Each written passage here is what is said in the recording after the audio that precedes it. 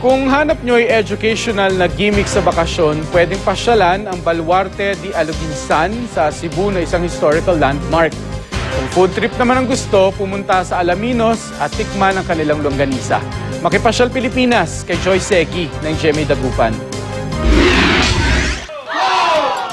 Kasunod ng hudyat, nagpabilisan sa pagmuya at paglunok ng pagkain ng mga taga-Alaminos City, Pangasinan.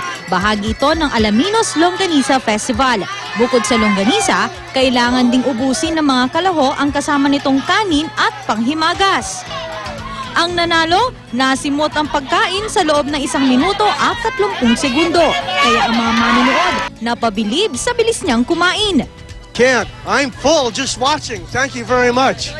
Yeah, I'm enjoying this very much. It's the first time I've seen a Longanisa eating contest. Ginawa ang Longganisa Festival para makahikayat ng mas maraming bakasyonista sa 100 Islands.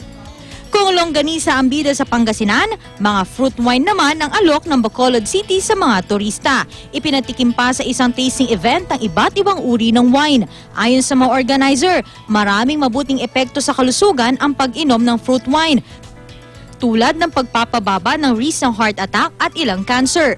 It's good for iron, it is good for the heart, it has plenty of benefits.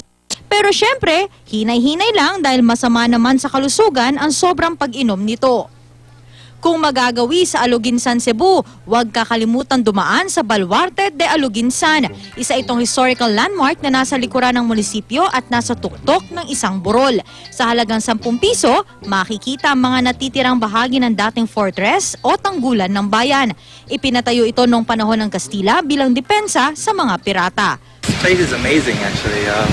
Has some nice picturesque place, nice sunset. Joy Segi, Nagbabalita, Pilipinas.